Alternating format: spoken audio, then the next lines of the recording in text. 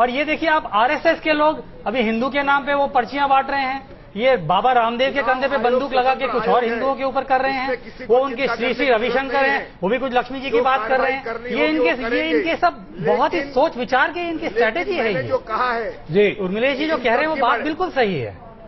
जी प्रभात जी, अगर स्ट्रेटेजी है तो चिंता मत करिए, चुनाव आयोग करेगा काम। चुनाव आयोग स्वतंत्र है वह काम करने के लिए, इसके लिए ना हमको चिंता करनी है ना अन्य किसी को चिंता करनी है। वह बाध्य भी नहीं है और उसकी बाध्यता भी नहीं है और उस पर किसी का प्रभाव भी नहीं है। वह एक स्वतंत्र आयोग है, ऑटोनोमस बॉडी है और इसलिए उसको जो कार्रवाई करनी होगी करेगी। लेकिन मैं इतना जानता हूं कि नरेंद्र मोदी जी से पत्रकार जब मिले होंगे और बातचीत की होगी, चुनाव वाले दिन अनेक पत्रकार वार्ता होती है। और ऐसे ही बनारस में 24 तारीख को जब नामांकन भरा गया तो मुझे याद है कि आपके ही चैनल पर उर्मिलेश जी थे, अन्य पत्रकार थे, एनके सिंह साहब थे, सारे लोगों ने कहा था कि 8 घंटे का लाइव दिखाया है। ये सब बातें आती हैं, करेंगे क्या? चुनाव आयोग ने कार्यक्रम क्यों बनाया? क्या पत्रकारों से बात करना गुनाह था? क्या पत्रकारों से बात नहीं कर सकते थे? मुझे लगता है जो कुछ भी हुआ होगा वो अनजाने में पत्रकार भी पहुंचे हैं और नरेंद्र मोदी जी ने भी जब बाहर निकले होंगे तो कहा होगा। अगर वायलेशन होगा तो चुनाव आयोग कार्रवाई करेगी। मैं इसमें कोई चिंता नहीं पालता। क्या कहेंगे आप सिंह साहब, क्योंकि इसमें हमारे ऊपर भी सवाल आज उठ गया है, क्योंकि हमारे ऊपर भी एफआईआर दर्ज हो गया है कि हम लोगों ने ऐसा क्यों किया। जी हाँ, देखिए एक बात जो प्रभात जी ने कही वो बड़ी अच्छी है जी कि कई बार ये होता है कि इलेक्शन कमीशन के जो ये लेट डाउन है और पर्टिकुलरली आरपी एक्ट का सेक्शन 126 बहुत क्लियर नहीं है चीजों को लेके, और हम चाहेंगे कि इलेक्शन कमीशन इसको क्लियर कर दे ताकि कम से कम मीडिया वायलेट नहीं करेगा। मीडिया का कोई इंटेंशन नहीं है। लेकिन अब आप देखिए, जैसा कि बताया कांग्रेस के हमारे रिप्रेजेंटेटिव ने, दिलीप जी ने, दीपक जी ने, कि उसने वो गेरुआ पहन रखा था, कोई सदरी पहन रखी थी, ये भी वायलेशन में आएगा। अगर नरेंद्र मोदी ने सीने पे लगा दिया होता ये भी आप वायलेशन मानेंगे, क्योंकि जो सेक्शन 126B है 1B, वो कहता है no person shall display to the public any election matter by means of cinematograph, television और अदर सिमिलर अपीयरेंस।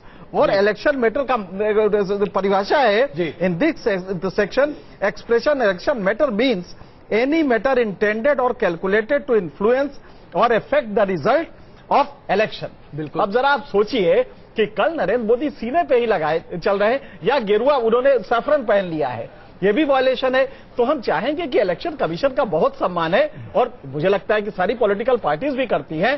तो सिंह साहब, इसमें हम इसे कैसे आंकें? क्या आप मानते हैं कि नरेंद्र मोदी जी ने जानबूझकर एक दो चीजें होती है, और अगर जानबूझ के दिखा तो जाहिर सी बात है वो इसकी एक मंशा अलग होगी। बिल्कुल, लेकिन आप मैंने अनजाने में उसे मारेंगे। नरेंद्र मोदी को जितना हम समझ पाए हैं, काफी वर्षों तक मैंने बीजेपी कवर किया है और नरेंद्र मोदी से व्यक्तिगत भी डिस्कशन होता रहा है। यह व्यक्ति अद्भुत रूप से कैलकुलेट करके हर चीज करते हैं। ऐसे में इतना बड़ा ब्लंडर, क्योंकि उससे कोई बेनिफिट नहीं मिलने जा रहा था। और मेरे ख्याल से प्रभात जी भी ये रियलाइज करेंगे कि कॉन्शियसली और अनकॉन्शियसली दोनों स्थितियों में अगर आप देखें, उन्होंने अगर किया है तो एक बहुत बड़ा मतलब ब्लंडर इतना बड़ा है क्योंकि उनको कोई गेन नहीं होने जा रहा था। आज कमल दिखा के आप, कोई ऐसा तो नहीं कमल आज का है, तो दिखा के आप कोई गेन कर रहे हो। और अगर कॉन्शियसली किया है तो आखिर इलेक्शन कमीशन को एक मतलब कि एक डिसरेस्पेक्ट करना, ये कौन सी बात है? अच्छा, इलेक्शन कमीशन को ही नहीं किया है, एक अच्छा खासा क्रिमिनल ऑफेंस है जिसमें 2 साल की सजा है।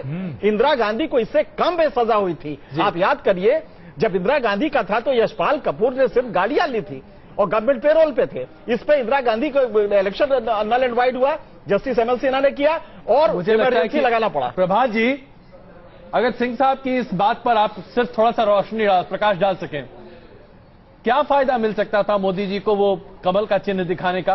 भाई ये बात हम सब नहीं समझ पा रहे हैं। मैं ये मानकर चलता हूं, मैंने पहले ही कहा मैंने कमल का चिन्ह लगा के चलते हैं, वहां नहीं जाना चाहिए था। लेकिन जब बाहर निकले होंगे और मीडिया के सब सारे पहुंचे होंगे तो मीडिया के सामने अगर जवाब नहीं देते तो आप क्या कहते हैं कि वो मीडिया को अवॉइड करते हैं। अगर मीडिया को जवाब दिया तो वायलेशन होता है।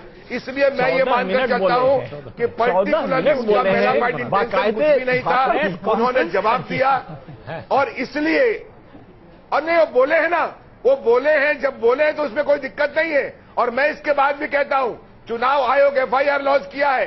एफआईआर 1000 से अधिक लॉन्च हो चुका है। उसके साइट पर जाइए, आप देखिए।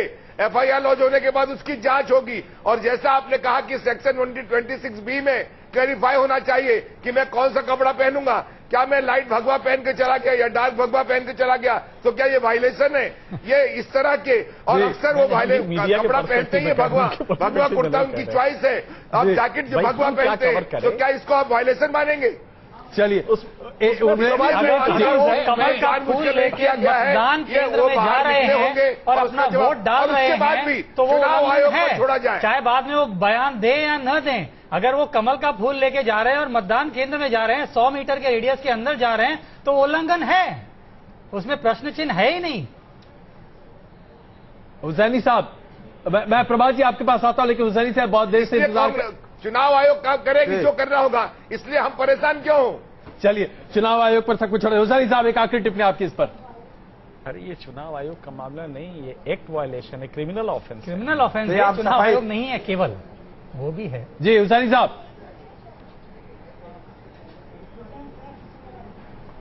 जी, अभी हमारे भाई भारतीय जनता पार्टी से बैठे हुए सीधे सीधे जो है मीडिया की आंखों में धूल झोंक रहे थे। अभी तक जनता में जाते थे, धूल झोंकते थे जाकर के, मीडिया की आंखों में धूल झोंक रहे हैं। इनसे ये पूछा जाए कि भूल चूक में इतना बड़ा काम हो जाएगा? भूल चूक में कमल का फूल ले जा करके वो डाल करके बाहर आते हैं और मीडिया के सामने बैठते हैं, कॉन्फ्रेंस करते हैं, और कॉन्फ्रेंस करने के बाद वो चिन्ह, क्या 1 सेकंड के लिए भी उनके हाथ से कमल का चिन्ह गया है? अपना चुनाव निशान दिखाने का क्या मतलब था? ये सिर्फ सोची समझी साजिश है, इसके अलावा कोई और काम नहीं है। मोदी जी, अब आप बाज आ जाओ। जिस तरीके से आप सोची समझी रणनीति के तहत काम कर रहे हो, जिस तरीके से आप बरगला रहे हो बोली वाली जनता को, आप चुनाव आयोग पे छोड़ देते हो। हमारी पार्टी, हाँ जी, अब ये बताइए, चुनाव आयोग ने हमारी पार्टी से सर्वमान्य नेता श्री आजम खान साहब नहीं, हुसैनी साहब हमारी पार्टी कह रहे हैं कि अगर वो बीजेपी का दिया जाए, हमारी पार्टी से चुनाव आयोग ने जो कार्रवाई। हुसैनी साहब, आप बात नहीं सुन रहे उनकी। प्रभात जी ने साफ तौर पर कहा कि अगर नरेंद्र मोदी कमल का चिन्ह नहीं दिखाते तो क्या कांग्रेस का हाथ या फिर समाजवादी पार्टी का साइकिल दिखाते? वो दिखाते तो भी उल्लंघन होता। नहीं, अगर कोई गरीब किसान, अगर पोलिंग बूथ पर अगर कोई गरीब किसान वो देश में चलने वाला अगर साइकिल से जा करके मतदान करने के लिए मतदान स्थल पर पहुंचता है तो क्या उसको उल्लंघन माना जाएगा? नहीं, हुसैनी साहब, लॉ का इंटरप्रिटेशन बड़ा गलत कर रखा है, गलत बात कह रहे हैं। ये समझिए आप, क्रिमिनल ज्यूरिस्प्रूडेंस में एक चीज होती है मेंस्ट्रिया, क्रिमिनल इंटेंट। अगर आप साइकिल पे गए हैं, ऐसे ही गरीब आदमी है साइकिल पे जा रहे हैं, तो ये किसी को ऐतराज नहीं होगा।